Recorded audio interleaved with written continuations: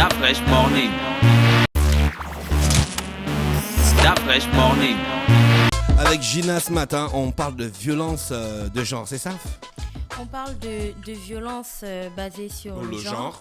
Et donc, comme je le disais en introduction, on parle de ça aujourd'hui parce que c'est dans la droite lignée de ce qu'on a commencé depuis le début de la semaine. Et donc, l'Organisation mondiale de la santé définit les violences basées sur le genre comme la menace ou l'utilisation intentionnelle de la force physique ou du pouvoir contre soi-même, contre autrui ou contre un groupe ou une communauté qui entraîne des risques qui entraîne ou risque fortement d'entraîner un traumatisme, un décès ou des dommages certains. Donc, quand on parle des violences basées sur le genre, ça s'adresse la plupart du temps ou majoritairement dans les rapports et tout qui sont fournis pour les questions de femmes. Et donc, je suis un petit peu partie chercher très très loin certains textes auxquels on dit ratifier, certains textes que l'on a ratifiés, notamment ce qu'on appelle la CEDEF. Et la CEDEF, en fait, c'est la Convention sur l'élimination de toutes les formes de discrimination à l'égard des femmes. Et la CEDEF donc a été adoptée le 18 décembre 1979 par l'Assemblée générale des Nations Unies et elle a été ratifiée par 20 pays et est entrée en vigueur le 3 septembre 1981. Donc je ne suis pas en train de vous parler de quelque chose qui est récent. Et donc, la Convention pour l'élimination des droits des femmes, pour l'élimination de toutes les formes de discrimination à l'égard des femmes, c'est un traité international qui est consacré à la protection des femmes, des droits des femmes dans le processus dynamique de la réalisation de l'égalité entre hommes et femmes. Et donc, notre pays, donc le Gabon, ratifié à cette convention et à l'intérieur, donc il y a plusieurs textes notamment qui auraient dû aider le pays à créer, à avancer au moins dans la recherche de cet équilibre entre hommes et femmes. Sauf que depuis donc le temps, je vous ai parlé de la CEDEF parce que c'est depuis 1979 comme je le disais, mais notre pays a ratifié à la Convention, je pense en 1998 ou en tout cas dans les années 80, je vais retrouver la date exacte. Je parle de ça ce matin parce que si, après avoir ratifié à cette convention il y a des années, mais c'est pour ça que j'ai commencé par ça, normalement aujourd'hui, en 2020, on ne devrait plus être en train de parler de certaines choses dont la convention parlait déjà, notamment les violences basées sur le genre et surtout des violences que les acteurs appuient sur des pseudo-coutumes et autres qui pourraient justifier X ou Y chose. Et vous allez comprendre parce que j'y arrive. Et donc, si on parle de cette convention qui a été faite qui a été ratifiée dans les années 80, on arrive au 8 mars 2019 où le 8 mars 2019, tu te souviens, lorsqu'on a célébré la journée mondiale pour les droits des femmes, après il y avait eu la marche de la première dame pour mettre fin donc aux violences pour mettre fin aux violences faites aux femmes et toutes les femmes marchaient avec des panneaux tous unis contre les violences faites aux femmes et la marche de la première dame et de toutes les personnes qui étaient donc dans cette catégorie s'étaient retrouvées où c'était devant le Parlement où elles avaient déposé un plaidoyer en fait pour que la question des violences faites aux femmes soit traitée de manière très très sérieuse en fait par les parlementaires et en mettant en avant bien sûr certains points qui étaient très très critiques en fait pour la question des droits des femmes au Gabon. Et puis là, on tombe sur une enquête donc du Fonds des Nations Unies pour la population, donc l'UNFPA, qui a sorti une enquête qui a révélé qu'en dehors des violences psychologiques et verbales, avec une très faible avance donc des victimes de sexe masculin, donc sur les violences verbales, l'enquête rapporte que près de 2 personnes sur 3 au Gabon sont victimes de violences physiques. 2 personnes sur 3 qui sont victimes de violences physiques sont des femmes. Et dans cette même enquête, 9 victimes sur 10 sont des femmes. Et toujours parlant des violences physiques, les femmes représentent 54,3% des victimes.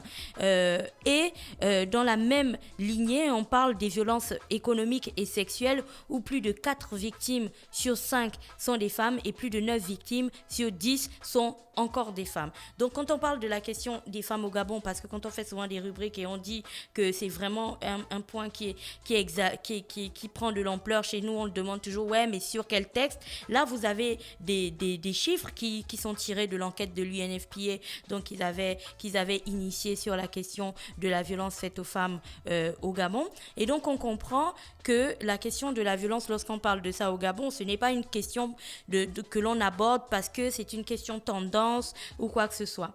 Il y a d'abord des violences, comme je le disais, concernant des violences que certaines personnes adosseraient à la culture. Je n'ai pas besoin à la culture, à la tradition. Je n'ai pas besoin de vous faire un dessin parce qu'il n'y a pas très longtemps, avec le premier cas de piraterie maritime que l'on a rencontré au Gabon, qui a d'ailleurs entraîné la mort d'un capitaine de bateau, donc un capitaine gabonais. Vous vous souvenez bien du scandale qui avait été dévoilé après, bien sûr, la mort de ce capitaine, où sa femme était victime était sur le point d'être victime d'expropriation. On voulait la chasser et la dépouiller de tous les biens de son mari. Voilà, on me rappelle même qu'on l'a bien chassée. On l'a chassée et on l'a dépouillée de tous les biens de son mari. Et ça ne peut pas nous faire oublier qu'il y a quelques années, la fondation Sylvia Bongo Ondimba avait littéralement développé tout un pan en fait de la fondation dédié aux veuves,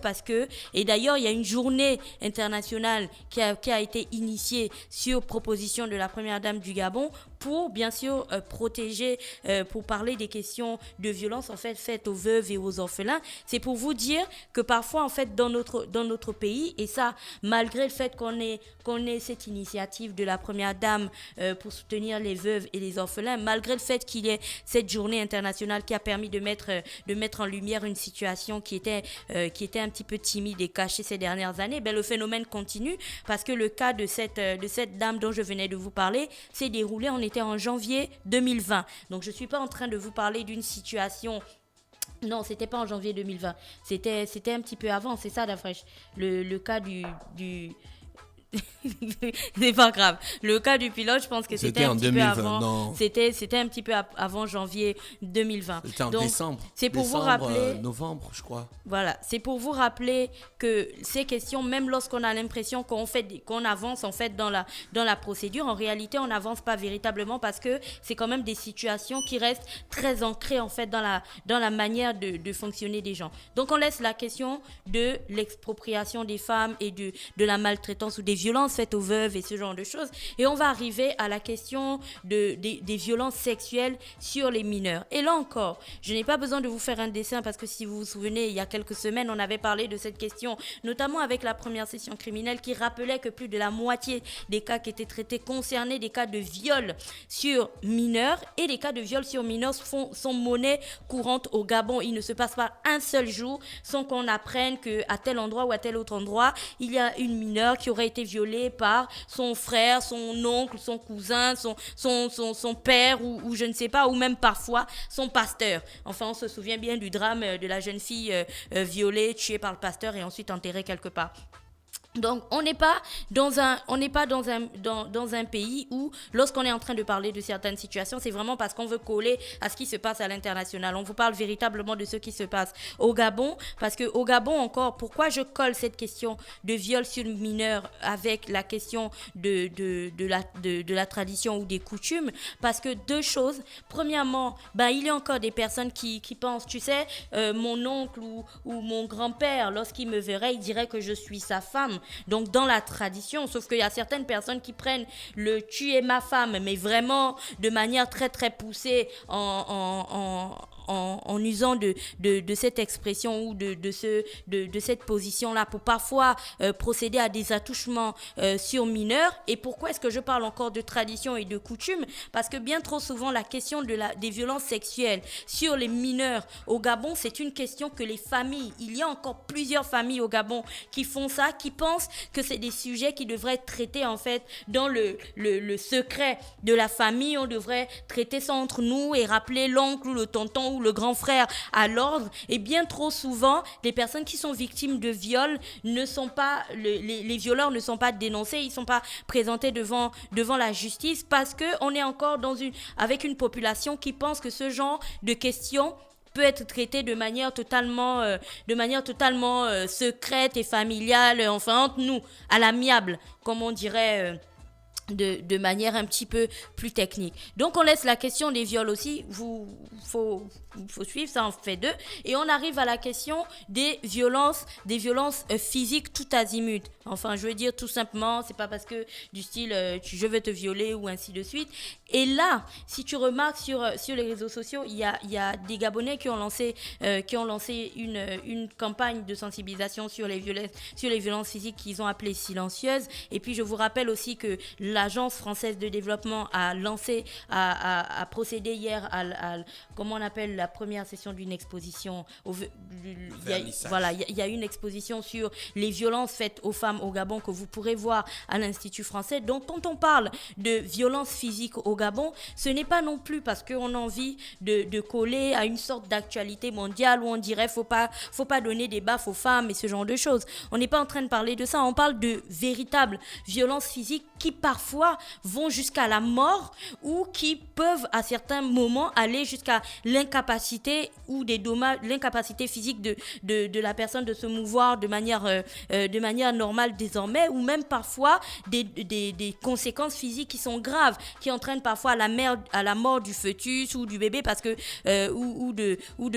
du fœtus ou de l'embryon, parce que souvent des femmes sont battues même au moment où elles sont enceintes. Donc on n'est pas en train de parler d'une question de violence qui est comme ça, qui est toute simple, qui est banale, et puis on est en train de dramatiser la chose. On est vraiment en train de vous parler d'une société où en fait on a l'impression que les femmes représentent des punching balls sur lesquels on peut passer sa colère. Et vous vous souvenez que lorsqu'on avait parlé de la journée internationale de la lutte de la lutte faite aux femmes, on avait cette question-là au Gabon, où on avait cette expression à Urban FM où on disait que taper une femme ne fera pas de vous un homme en fait. C'est pas parce que vous donnez des coups de poing, des coups de pied et ainsi de suite que vous serez un surhomme par exemple. Donc vous avez ensuite cette question des violences physiques qui est vraiment très présente. Et puis vous avez la question de des violences économiques.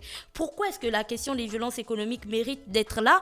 Parce qu'aujourd'hui encore, il y a des femmes qui sont obligées de subir des situations humiliantes, des situations néfastes en fait pour leur bien-être, parce qu'elles n'ont nulle part où aller, parce qu'elles se disent que si elles sortent de la maison de leur conjoint, comment est-ce qu'elles vont faire pour payer la scolarité des enfants, comment est-ce qu'elles vont faire pour subvenir à leurs besoins, parce que pour essayer de grappiller quelques sous pour la pension alimentaire, c'est vraiment une procédure longue, où parfois certaines personnes qui ont des longs bras, comme on dit au Gabon, peuvent tout à fait faire en sorte que vous n'ayez rien en réalité. Donc la question de la violence physique ne participe qu'à faire une seule chose: plonger les femmes dans une précarité encore plus certaine que celle dans laquelle elles vivent déjà. Et c'est tout ça en fait qui constitue le type de violence que les femmes vivent au Gabon. Et on comprend donc aisément qu'aujourd'hui il est très très important de regarder vers cette question-là. Alors vous savez que depuis qu'on a commencé cette série de rubriques sur la question des droits des femmes depuis le début de la semaine, on arrive toujours à la partie où on se demande ok, dans ce cas, que faut-il faire? Alors j'aimerais quand même qu'on se souvienne que dans ce pays, il y avait plusieurs choses qui ont été mises en place, qui ont disparu, malheureusement. Alors, je ne sais pas, est-ce qu'on a encore un ministère de la famille et de la promotion de la femme? I don't know. Voilà, donc on avait un ministère de la famille et de la promotion de la femme. On avait aussi pour aider bien sûr les femmes et les jeunes filles qui, après avoir fait des bébés, étaient abandonnées par leur conjoint. On avait aussi à une certaine époque des haltes garderies qui avaient été créées ci et là dans le pays. Je ne sais pas si tu t'en souviens, mais bon, ça relève du domaine du souvenir désormais, parce que c'est très rare d'en trouver ici aujourd'hui. On avait une pléthore d'organisations de femmes qui avaient été créées pour veiller notamment à l'application ou au respect des mesures prises pour le droit des femmes, sauf qu'aujourd'hui, on ne les voit plus du tout, on ne les retrouve plus du tout, elles ont totalement disparu.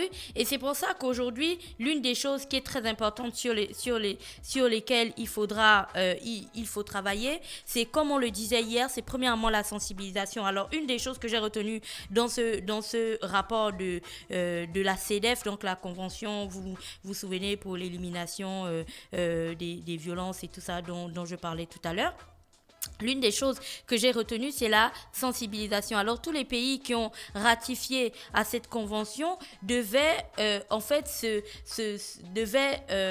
avaient signé pour organiser de véritables campagnes de sensibilisation dans leur pays, pour lutter contre les stéréotypes et pour lutter contre les idées reçues, et surtout pour sensibiliser les gens sur la batterie de mesures, en fait, pour informer les gens sur la batterie de mesures qui existeraient pour protéger les femmes, mais aussi qui pourraient exister pour les punir dans le cas où ils se rendraient coupables de X ou Y choses. Alors, je m'arrête sur cette question de la sensibilisation et de l'information, parce que la question des violences basées sur le genre, en fait, on ne communique là-dessus que si la fondation, en fait, qui est une organisation non gouvernementale, si la fondation décide de le faire, ou si des ONG comme ça décident de faire des campagnes sur les réseaux sociaux. Il est bien temps aujourd'hui que le gouvernement et que les autorités prennent leurs dispositions et commencent à lancer une véritable campagne nationale, en fait, de communication, mais véritablement très importante, très poussée et très prenante sur la question des violences basées sur le genre, notamment avec la maltraitance des veuves et des orphelins. Pourquoi c'est important de le refaire encore aujourd'hui? Parce que le dernier cas de la veuve Aymar, je pense si mes souvenirs sont bons, le dernier cas de cette veuve, qu'est-ce que cela nous dit? Ça nous dit juste qu'on a beau être en 2020, on reste toujours avec une population qui choisit en fonction de ce qui l'intéresse, si elle pose son bodge du côté de la modernité ou si elle pose son bodge du côté de la tradition, en fonction de ce que ça peut lui rapporter d'intéressant. Sauf qu'on ne peut pas évoluer dans une société comme ça. On peut bien sûr évoluer dans la société en se disant on accepte le mariage traditionnel, on fait rentrer ce genre de choses, mais on doit aussi comprendre qu'il y a certaines choses que les gens ont perverties de manière totalement nulle, qui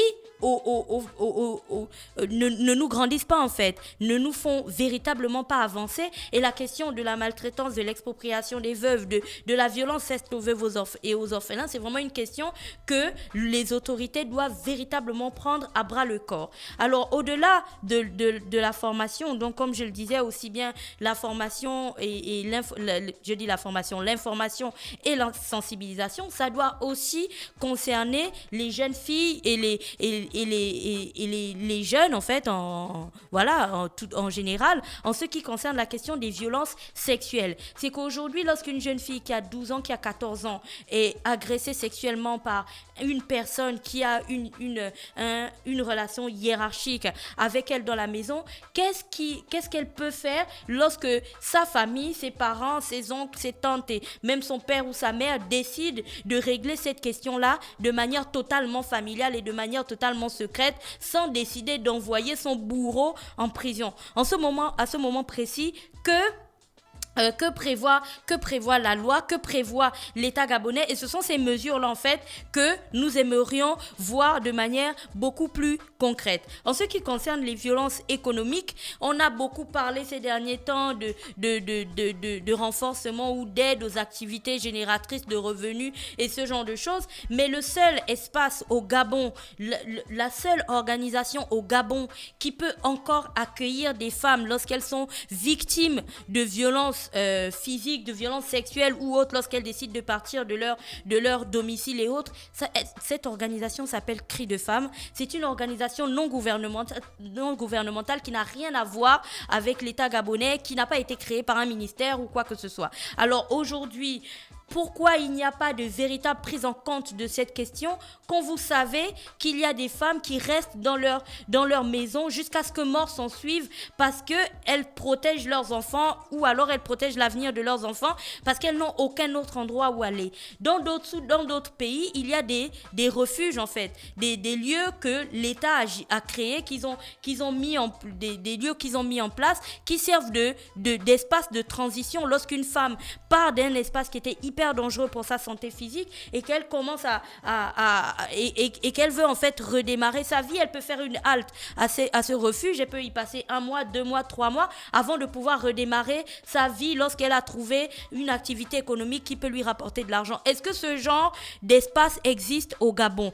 Non. Et donc c'est toutes ces questions-là, lorsque la première dame et toutes les femmes qui ont marché lors de la journée de lutte contre les violences faites aux femmes et qu'elles sont allées avec ce plaidoyer à l'entrée même de l'Assemblée nationale, qu'elles ont remis ça, aujourd'hui, où est-ce qu'on en est concrètement? On a envie de savoir, est-ce que ça va représenter encore un rapport comme tous les autres que l'on prend et que l'on range dans un placard, où c'est vraiment quelque chose où on va prendre en compte toutes les mesures qui ont été mises à l'intérieur, mais aussi toutes les thématiques et toutes les difficultés que ces femmes-là ont pris le temps de relever, de marquer dans un document et de venir déposer pour que notre pays se positionne comme un pays qui, après avoir ratifié à la convention dont je parlais ce matin, à la CEDEF, après avoir ratifié à la CEDEF, que l'on présente l'image d'un pays qui est véritablement engagé dans l'application ou la recherche en fait de l'amélioration des conditions de traitement des femmes. Là, à ce moment donné, je parle bien sûr des droits. Donc, voici la question de la violence faite aux femmes. C'est un des points sur lesquels on devrait véritablement porter son attention durant cette journée du 8 mars 2020. Merci Gina avec nous ce matin sur les 104.5 Urban FM, la station urbaine dans le Da Fresh Morning pour le petit clin des civis. Da Fresh Morning.